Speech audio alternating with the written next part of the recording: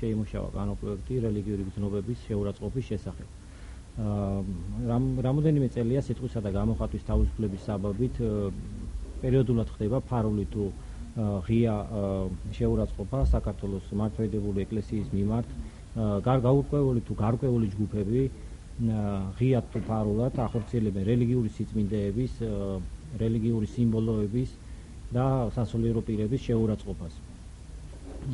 სოციალურ ქსელში შექმნილია რამოდენიმე გვერდი,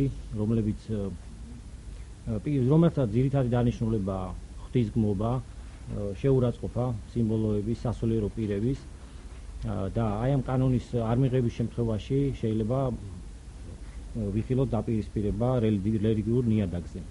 ამ კანონპროექტის მიხედვით სისხლის სამართლის კოდექსის 155 მუხლში შედის დამატებები და აღნიშნული ქმედება იქნება დასჯადი. ალბათ გაგიჩნდებათ კითხვა თუ რა არის შეურაცხყოფა. ჩვენ უნდა გავიმიჯნოთ რა არის შეურაცხყოფა და რა არის დაუშვათ კრიტიკა. აი შეურაცხყოფა არის დაუშვათ აი ეს არის გადაღებული სოციალურ ქსელში დევს ეს ფოტომასალა. ეს არის ხაშვეთის ტაძრის ეზო. ეს არის ხაშვეთის ტაძრის ეზო. შეგიძლიათ ნახოთ. მოდი წავსია ეს ფოტომასალებით. კი ბატონო. კი ბატონო.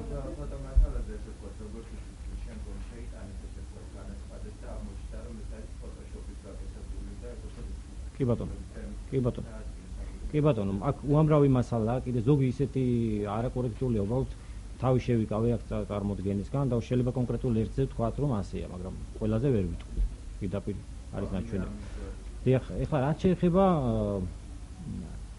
სხვა ჩვენ ვაპირებთ წინ დიდი დროა, როგორც მოგეხსენებათ, ხა პარლამენტი ისვენებს ივლისში და აგვისტოს თვეში და სექტემბრამდე გვაქვს დიდი დრო, ვაპირებთ შევხვდე სხვადასხვა კონფესიის, სხვადასხვა საქართველოში არსებული ტრადიციული რელიგიის წარმომადგენლებს, რათა მათი უფლებებიც იყოს დაცული აი ამ კუთხით, რადგან ახლა ყველა მოგეხსენებათ ყველას, რომ აი 2012 წელში აი ცნობილი ფილმი ისლამზე გამოიწვია, კინაღამ მესამე მსოფლიო ომი დაიწყო და იქნებ ხდება, ხა მე პირადად მართლმადიდებელი ქრისტიანი ვარ და დაუშვათ ვიცი, აი ხო, აი ეს მართლმადიდებლობას არც ეხება, მაგრამ იქნება არის ისეთი, რაც შეურაცხყოფს ასევე მათ ცნობებს და მინდა რომ კანონში აისახოს, რადგან კანონის წინაშე ყველა თანასწორია და ილია მართლის სიტყვებით რო ვთქვათ, წმენა ეს არის თავისუფლების, სინდისის და სასოების საქმე და ამ საქმეში ყველა თავისუფალია და ხელშეუხებელი.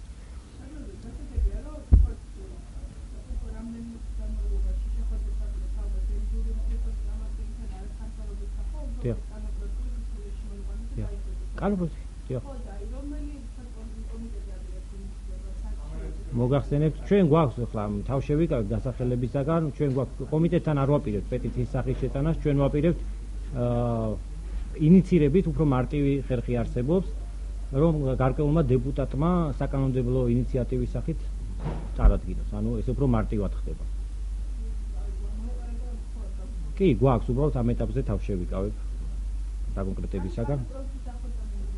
კანონპროექტი მზად არის, უბრალოდ გავითვალისწინებთ მათ რჩევებს, რეკომენდაციებს, მათ აზრებს, მათ შენიშვნებს. აი ეს არის და ეს და რაც შეეხება ხაშვეთის ტაძარზეც მოხდა 2012 წლის 9 სექტემბერს მიახატეს ეს ფემინისტთა გარკვეულმა ჯგუფმა წმინდა ნინოს კარიკატურა. ეს იყო სოლიდარობის გამოხატვა, აი რუსეთში რომ მოხდა ფუსრიოთ თუ რაღაცა პანგო ჯგუფია, რომლებიც ციშლები რომ შეიჭნენ მოსკოვში, მაცხოვრის ტაძარში ღვთისმშობელო გახდი ფემინისტი, ესეც შეძახილებით. კი, ის გოგოები დაკავებულები არიან, მაგრამ ჩვენთან ვინც ხაშვეთის კედელს მიახატა წმინდა ნინოს კარიკატურა, ის პიროვნებები დაკავებული არ არიან. და აი ამაზეა სწორედ საუბარი, ეს უნდა იყოს დასჯადი. ერთ სიტყვით რომ ვთქვათ, თუ მათ არ ეშინიათ ღმერთის, და მათ ეშინოდეთ კანონის. აი ეს არის.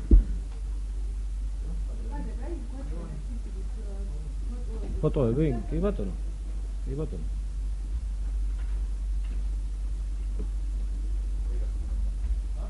ჯობი ახლოდან გადაიღოთ, იმიტომ რომ ხო.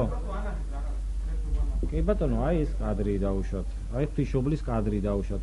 ამას ეძახიან ნახატ. აი ამას ეძახიან ნახატ. ბატონო? ძალიან ბევრია, აი რამოდენიმე ათეული გვერდია შექმნილი. მე გვერდებსაც დაგისახელებთ, აი ეს მიწერია. დიახ, სოციალურ ქსელებშიც, დიახ, არის, აი დაგისახელებთ ესეთ გვერდებს. ილია მეორე საქართველოს წმინდა მფარველი და ღმერთია. დიდება წმინდა პატრიარქს გვერდი შექმნია პატრის ოცვა კურთხევით, მართლმადიდებლური მარგალიტები. ეს სამწუხარო ისე რომ ჩვენი მოქალაქეები არ უკვირდებიან შინაარსს, იწონებენ და აზიარებენ. ახლა სურათს რო დაინახავენ, პატრიარქის გონიათ რომ ეს პატრიარქის სურათი არა და სულ სხვა რაღაცებს, აი ბავშვით არის ეგეთი მასალაც. სტატისტიკური მონაცემები სად აი კითხვა ვერ გავიგე, სად შეიცვალა. დიახ.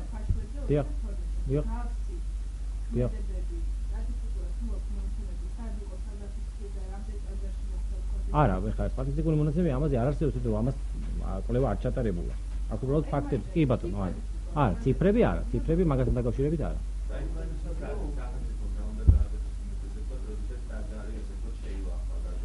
უნდა არსებობდეს, აი მაგაზია სწორედ საუბარი და დღევანდელი განხილვად კანონპროექტის რომ კანონპროექტის მიზანი სწორედ ეგ არის რომ მოხდეს მოქალაქეების დაცვა რელიგიური უზრუნველყოფის შეურაცხყოფისაგან. და სახელმწიფომ უნდა დაიცვას თავის მოქალაქეები.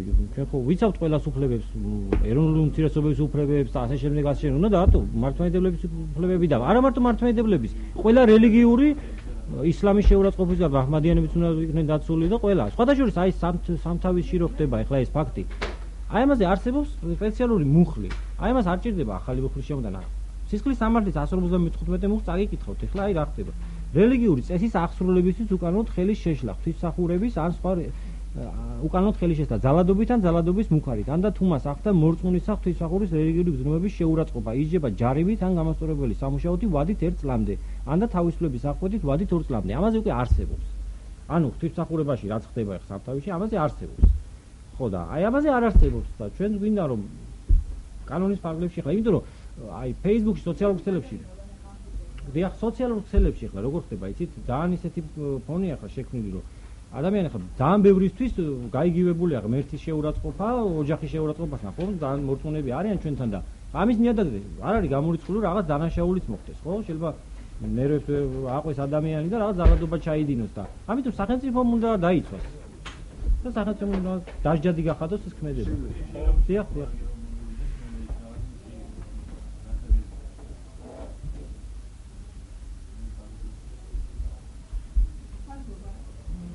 გაიხარეთ. რატო არ მოქმედებს დღემდე არ გიყვირთ